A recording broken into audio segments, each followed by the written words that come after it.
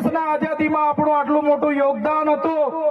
દેશ આઝાદ થયો, દેશમાં લોકશાહી આવી, લોકશાહીમાં દેશમાં બંધારણ બન્યું અને બંધારણની કલમમાં 444, 244, 13 કમાં આપણા વિસ્તારને 5મી અનુસૂચિ તરીકે જાહેર કરવામાં આવ્યો। એ જ પ્રકારે દેશના આસામ હોય, સિક્કિમ હોય, મિઝોરમ હોય, નાગાલેન્ડ હોય, મેઘાલય હોય, તમામ રાજ્યને અનુસૂચિ 6 અંતર્ગત સમાવેશ કરવામાં આવ્યો। ત્યારે અનુસૂચિ 6 ત્યાં લાગુ કરવામાં આવી અને ગુજરાતમાં આજ દિન સુધી અનુસૂચિ 5 લાગુ કરવામાં નથી આવી। અને આ સત્તામાં બેઠેલા લોકો અનુસૂચિ 5 લાગુ હોવા છતાં પોતાનો સત્તાનો દુરુપયોગ કરીને આદિવાસીઓની જમીનો છીનવી રહ્યા છે, આદિવાસીઓના ખનીજો છીનવી રહ્યા છે, કુદરતી સંપાદનો છીનવી રહ્યા છે। રોડના નામે, ડેમના નામે, આ વિસ્તારમાં કોરિડોરના નામે, જીએમડીસીના નામે, હાઇડ્રો પાવરના નામે, જીઆઈડીસીઓના નામે, સરકારી આવાસોના નામે, સ્ટેચ્યુના નામે આજે આદિવાસીઓને એમની જમીનો છીનવાઈ રહી છે। આજે આખા દેશમાં 80 લાખ આદિવાસીઓ વિસ્થાપિત થયા છે। એ આ સરકારો દ્વારા કરેલી દેન છે સાથીઓ। આજે ગુજરાતમાં, આજે દેશમાં 8% આદિવાસીઓ છે। 2011ની વસ્તી ગણતરી પ્રમાણે 11 કરોડથી પણ વધારે દેશમાં આદિવાસીઓ છે। આજે ગુજરાતમાં 15% આદિવાસીઓ છે। 1,25,00,000 આદિવાસીઓ ગુજરાતમાં છે। 29 જાતિઓ ગુજરાતમાં આદિવાસીઓની છે। આજે તમે મને બતાવો કયા ક્ષેત્રમાં આદિવાસીઓ 15% છે, બતાવો મને। તમે સચિવાલયમાં જશો, આદિવાસીઓનું લિસ્ટ તમે માંગજો, તમે હાઈકોર્ટના જજની યાદી જોઈ લેજો, તમે ઇન્ડસ્ટ્રીયલના આપણા આદિવાસીઓને કેટલા લાભો મળ્યા છે જોજો, તમે રિયલ એસ્ટેટમાં આપણા આદિવાસીઓની સંખ્યા જોજો। ત્યારે આઝાદીના 78 વર્ષમાં સરકારોએ માત્ર ને માત્ર આદિવાસી બજેટમાંથી અમૃત મહોત્સવો કાઢે છે, વિકાસ મહોત્સવો કાઢે છે, ગૌરવ યાત્રાઓ કાઢે છે અને પોતાના તાઇફાઓ કરે છે। ત્યારે હવે આપણે બધાએ જાગી જવાનું છે અને આ સરકારને 2027માં ઉખાડીને આપણે ફેંકી દેવાની છે।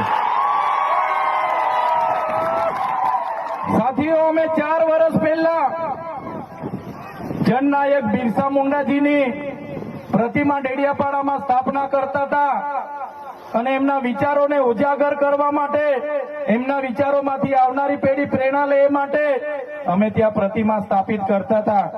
ત્યારે આ ભાજપના સાંસદ મનસુખભાઈ વસાવા, 3 જિલ્લાની પોલીસ અને એમના આરએસએસ વાળાએ આપણને ત્યાં પ્રતિમા સ્થાપતા અટકાવી દીધા હતા અને પ્રતિમા સ્થાપતા આપણા ઘણા લોકોને ડિટેન કર્યા હતા। 3 જિલ્લાની પોલીસ અમને પકડવા માટે આવી હતી, છતાં આપણે એમનાથી ડર્યા નથી અને બિરસા મુંડાની પ્રતિમા ડેડિયાપાડામાં સ્થાપિત કરી છે। ત્યારે આજે દેશના વડાપ્રધાનને આજે ડેડિયાપાડા આવવું પડે એ આપણા બધાની તાકાત છે।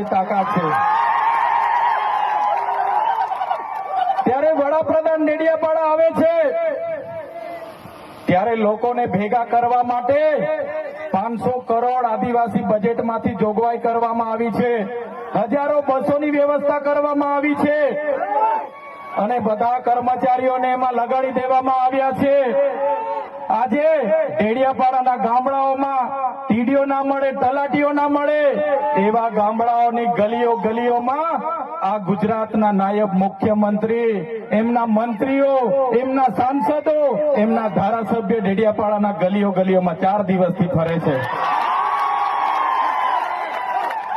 જે લોકો એસી ચેમ્બરોમાંથી બહાર નહોતા આવતા, જે લોકો ગાંધીનગરમાં પડે ફતારીએ રહેતા હતા, એ લોકોને ગામડે ફરતા કરી દીધા।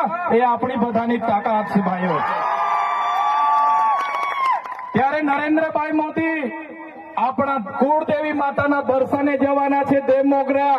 દેવમોગરા એ મહારાષ્ટ્ર, મધ્યપ્રદેશ, ગુજરાત અને રાજસ્થાનના લાખો લોકોનું આસ્થાનું કેન્દ્ર છે અને દેવમોગરા જઈને રાજનીતિ જયારે કરવા માંગે છે ત્યારે નરેન્દ્રભાઈ મોદીને હું આ મંચ પરથી કહેવા માંગુ છું, તમને જો આદિવાસીઓ માટે હિત હોય તમે દેવમોગરા જજો, તમે હિજારી લઈને આવજો, તમે મવડાનો ચોખ્ખો દારૂ 1 બોટલ લઈને આવજો। તમે એક મરઘો લઈને આવજો, એક બકરો લઈને આવજો, દર્શન કરીને એની પ્રસાદી કરીને તમે ત્યાં જ જમીને પછી જજો. ત્યારે અમે માનીશું કે તમે આદિવાસીઓના હિતેચ્છુ છો. તમે આદિવાસીઓ માટે આજ દિવસ સુધી તમે 24 વર્ષથી રાજનીતિમાં છો. આગળ મુખ્યમંત્રી હતા, હમણાં વડાપ્રધાન છો. આદિવાસીઓ આજે શિક્ષક માટે આંદોલન કરે છે, શાળા માટે આંદોલન કરે છે, નર્મદાના પાણી માટે આંદોલન કરે છે, પોતાની જમીનો બચાવવા આંદોલન કરે છે, જીએમડીસીઓ હટાવવા આંદોલન કરે છે, જીઆઈડીસીઓમાં રોજગાર માટે આંદોલન કરે છે. ત્યારે નરેન્દ્રભાઈ મોદીજીને કહેવા માંગુ છું, હવે અમે લડેંગે, જીતેંગે, જિંદાબાદ, મુર્દાબાદ, આવેદન નિવેદન કરવા માંગતા નથી. હવે અમે લડવા માંગતા નથી. હવે ધરણા પ્રદર્શન બંધ, હવે આંદોલન બંધ. જો અમારી 5મી અનુસૂચિ, જો અમારા પૈસાએ, જો અમારી અનામત, જો અમારી 73 એની જમીનોને આવનાર દિવસોમાં જીએમડીસી ના નામે માગશો, માલસામોટ પ્રોજેક્ટના નામે માગશો, હાઇડ્રો પ્રોજેક્ટના નામે માગશો, અણુ મથકના નામે માગશો, તો અમે આંદોલન નથી કરવાના, અમે નેપાળવાડી કરવા માટે ગાંધીનગર આવવાના છે. અમે નેપાળવાડી કરવા માટે ગાંધીનગર આવીશું. તે દિવસે તમારો ને અમારો સામનો થશે, તે દિવસે ખબર પડશે ઓરિજિનલ આદિવાસીઓ કોણ છે તે. ત્યારે કેટલાક મીડિયાવાળા મિત્રોએ મને પૂછ્યું, તમારા ડેડિયાપાડામાં નરેન્દ્રભાઈ મોદી આવે છે, તમારું બધું પૂરું થઈ જાય. ત્યારે મેં મીડિયાવાળાને મિત્રોને કીધું, નરેન્દ્રભાઈ મોદી આવીને જાય પછી એમના મિત્ર ડોનાલ્ડ ટ્રમ્પને પણ લઈ આવજો. અમારા લોકોને ક્યાંય ફેર પડવાનો નથી. હવે અમારા લોકો જાગી ગયા છે, અધિકારોની વાત કરીએ છીએ. સંવિધાન અધિકારો અમને આપો, સામાજિક અધિકારો આપો. અમને જે મળેલી અમારા અધિકારોની વાત અમે કરીએ છીએ ત્યારે અમને ખબર પડી ગઈ કે આદિવાસી સમાજ હવે જાગૃત થયો છે. ત્યારે બિરસા મુંડાના રથ જયારે લઈને ફર્યા, એમના મંત્રી તંત્રી મારું નામ લઈને મને ગાળ બોલે કે પેલો ચૈતર વસાવો અહીંયા આવે છે, આમ કરે છે, તેમ કરે છે, ફલાણું કરે છે, ઢીકડું કરે છે. એ મંત્રીઓને પણ કહેવા માંગુ છું, એ પ્રદેશ પ્રમુખને પણ કહેવા માંગુ છું, ચૈતર વસાવાને ગાળ બોલવાથી અમારા આદિવાસીઓનું ઉત્થાન નથી થવાનું. તમે આદિવાસીને ઉત્થાનની વાત કરો.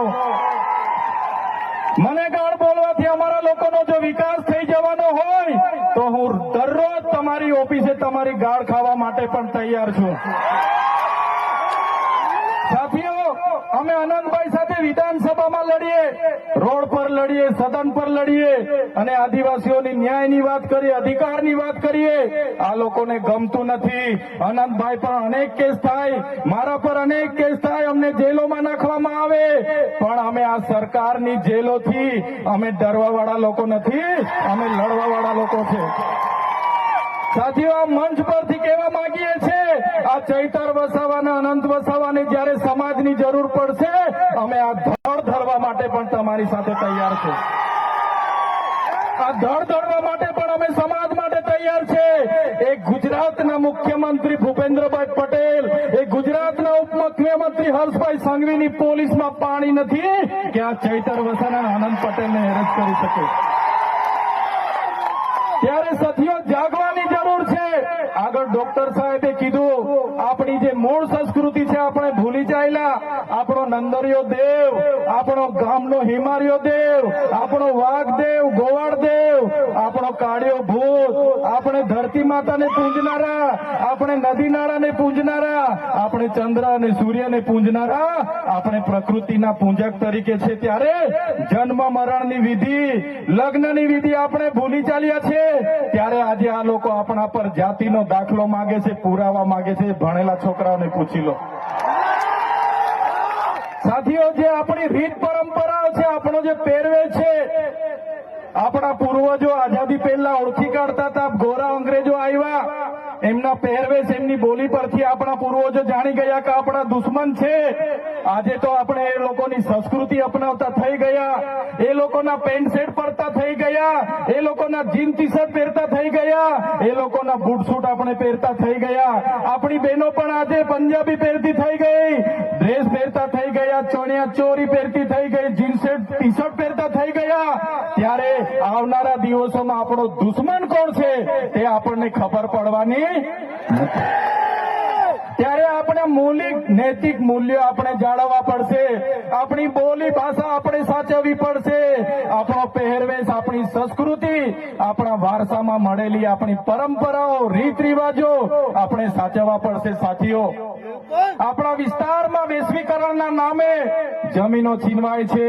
ઔદ્યોગિકરણના નામે જીઆઈડીસી આવી, એમાં જમીનો છીનવાઈ ગઈ. અને તમે જોઈ લો, આજે ધર્માંતરણના નામે આદિવાસીઓને ભોળવામાં આવે છે. આજે શિક્ષણના નામે ધર્મના પ્રચારો થાય છે. ત્યારે મારા આદિવાસી સાથીઓને કહેવા માંગુ છું, જે દિવસે આપણે આજે આદિવાસી તરીકે મટી જઈશું તે દિવસે આપણું અનામત પણ આપણને મળવાનું નથી. તે દિવસે આપણે જમીનો પણ બચાવી નથી શકવાના.